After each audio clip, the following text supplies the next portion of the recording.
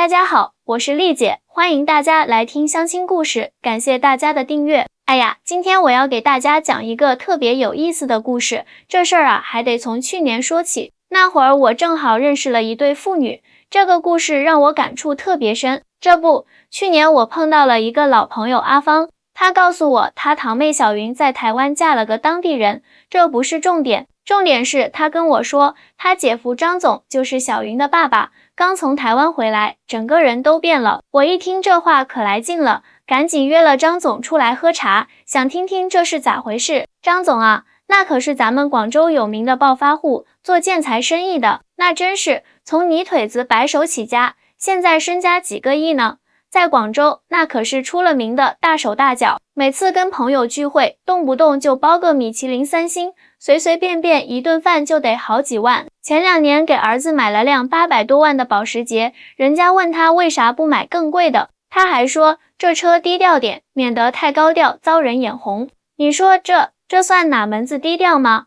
说到他女儿小云啊，那可是他的掌上明珠，从小就送去英国读书，那花钱跟流水似的。结果谁知道啊，这姑娘在台湾读研究生的时候，认识了现在的老公阿正。阿正是台北人，在一家科技公司上班，工资也不算低，但跟张总比起来，那可就差远了。当初小云说要嫁给阿正的时候，张总差点没气死。啥？就那个每天挤地铁上班的，开个二手车的，住在60平米的老公寓里的，张总那个气啊，可是拗不过女儿，最后还是同意了。婚礼办得很低调，这让张总特别不爽。他给女儿准备了1000万的嫁妆，结果人家阿正坚决不要，说要靠自己的能力养活小云。这下可好，张总更来气了，觉得这女婿不识抬举。去年过年的时候，张总终于抽出时间，决定去台湾看看女儿过得怎么样。他寻思着，要是女儿过得不好，就把她接回广州来。临走前，他还特意去银行换了一大笔现金，打算到了台湾给女儿和女婿一个惊喜。来听故事的宝子们，你们猜猜接下来发生了啥？张总到了台湾之后，那可真是文化冲击啊！且听我下回分解。别急，故事才刚开始呢，咱们下期接着讲啊！来，给大家泡杯茶，让我继续说。张总第一天到台北啊，那个不适应劲儿就上来了，你们知道吗？他一下飞机，女婿阿正就开着他那辆二手车来接机。那车看着挺干净的，但开了都快10年了。张总坐在后排，那个难受啊，心说这日子过得也太抠门了吧，在我们广州那可不兴这么 living 的。但是让张总更震惊的还在后头呢。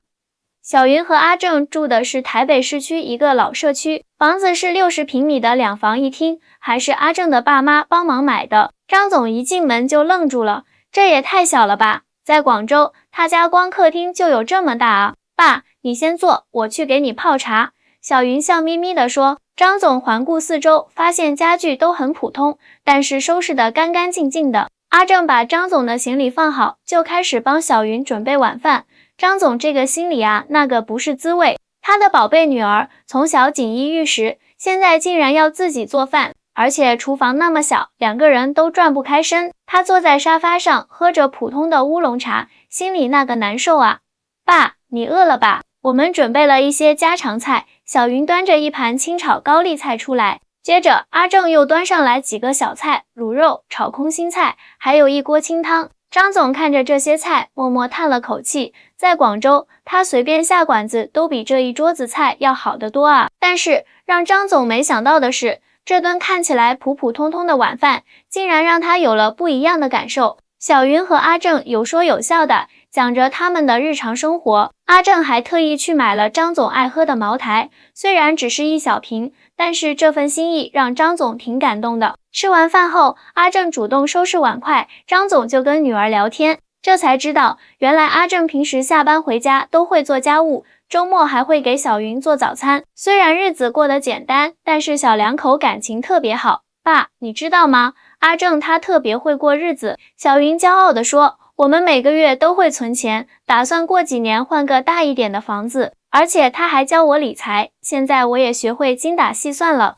张总听着女儿滔滔不绝地说着他和阿正的小日子，心里五味杂陈。他突然想起自己年轻的时候也是这样，跟老婆省吃俭用，一步步打拼出今天的家业。可是现在，他好像有点忘记了那种踏踏实实过日子的感觉。第二天一大早，张总就被楼下的菜市场吵醒了。阿正已经出门上班了，小云拉着他去菜市场买菜，这可把张总给吓着了。他都多少年没逛过菜市场了。在菜市场里，小云跟每个摊主都很熟络。阿姨，这个高丽菜多少钱啊？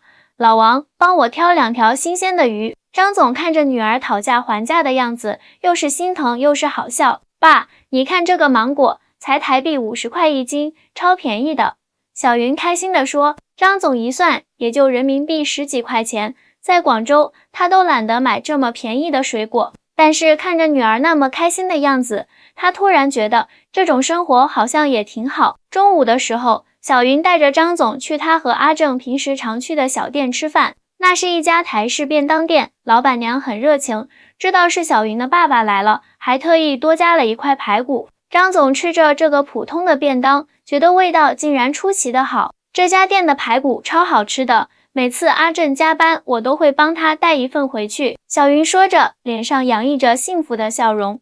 下午，小云带着张总去了他工作的补习班。原来小云现在是个英语老师，教小朋友们英语。看着女儿在教室里活泼可爱的样子，张总又想起他小时候的模样。当时他总觉得女儿将来一定要过最好的生活，要住最大的房子，开最贵的车。可是现在看来，幸福好像不是用钱就能衡量的。晚上啊，阿正下班回来，特意带着张总去他们社区的小公园散步。这个点，公园里有不少人，有跳广场舞的大妈，有打太极的老爷爷，还有骑着自行车的小朋友。伯父，我们这边虽然房子小，但是生活机能很方便。阿正一边走一边介绍，这个公园是免费的，我和小云经常来这里运动，旁边还有图书馆，也都不用花钱。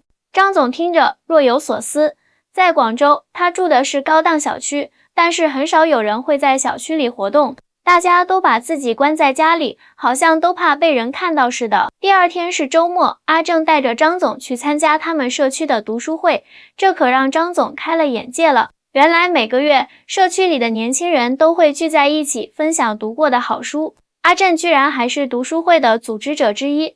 我们这个读书会已经办了2年了。阿正不好意思地说，大家都是邻居，见面的机会多了，感情也就更好了。张总看着阿正侃侃而谈的样子，突然发现自己好像误会这个女婿了。人家虽然工资不高，但是有自己的追求和品味，而且在社区里很有威望。中午，阿正请张总去他们家固定班底的面馆吃面，老板一看是阿正带人来，马上就招呼，阿正哥，这位是伯父吧，给伯父来碗招牌面。这家店的牛肉面才台币90块，但是张总觉得比他在广州吃的很多贵价面馆都要好吃。最重要的是，他感受到了浓浓的人情味。我们这条街的店家都认识，平时上班忙，来不及吃饭，他们都会帮我们留一份。阿正笑着说，虽然生活简单，但是很温暖。吃完面，他们去了附近的传统市场，这不得了啊！张总发现阿正居然认识好多摊主，有卖水果的阿姨给他们尝新到的水果，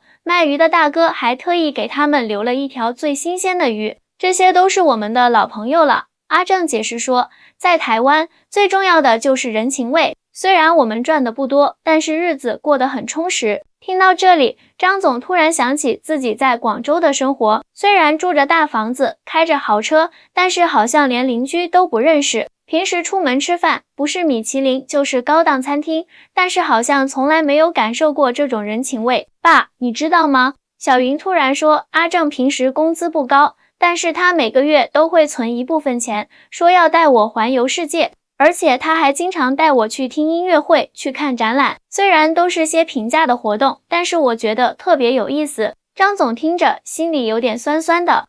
他突然想起，自己虽然给了女儿很多钱，但是好像从来没有好好陪她看过一场展览，听过一场音乐会。晚上，他们一家人在家里喝茶聊天。阿正拿出了他收藏的普洱茶，这是他平时省吃俭用买的。张总喝着这茶，突然觉得比自己那些动辄上万的茶叶还要香。其实我明白伯父之前对我有意见。阿正突然说，我的确给不了小云太好的物质生活，但是我答应您，我会用我的方式让她过得幸福。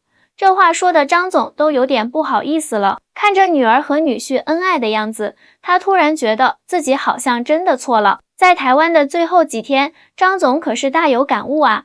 阿正特意请了2天假，带着张总到处转转。他们去了阿正的公司，那是一家做科技研发的新创公司，虽然规模不大，但是氛围特别好。伯父，我们公司虽然现在还不大，但是我们在做的项目很有前景。阿正兴奋地介绍着他负责的项目，我相信通过自己的努力，一定能给小云更好的生活。张总看着阿正认真的样子，想起自己年轻的时候，不也是这样吗？那会儿他刚开始做建材生意，整天风里来雨里去，就是为了让家人过上好日子。他们还去了阿正的母校，路上阿正说起他和小云的相遇，原来他们是在学校图书馆认识的。那时候阿正经常看到小云一个人在自习，就主动去搭讪，后来2个人发现很聊得来，就这样慢慢就在一起了。小云从来没有因为我家庭条件不好而嫌弃我。阿正说，他说他喜欢的是我这个人，而不是我的物质条件。张总听着，心里有点愧疚。他想起自己当初知道女儿要嫁给阿正时的反应，觉得自己太势利了。最后一天晚上，阿正的父母来家里吃饭，阿正妈妈还特意包了一些馅饼，说是要给张总带回广州。饭桌上，2家人其乐融融。张总这才发现，原来阿正的父母也都是很有学问的人。阿正爸爸是退休老师，妈妈是社区医院的护士长，虽然工资不高，但是把儿子教育得特别好。我们家条件是不好，但是我们尽量给孩子最好的教育。阿正妈妈说，现在看到阿正和小云这么恩爱，我们也就放心了。回广州的前一天，张总把自己带来的现金都收了起来。他本来是打算给女儿和女婿一个惊喜的，但是现在他觉得这些钱还是留着，等他们真的需要的时候再说吧。爸，你要回去了，我好舍不得啊。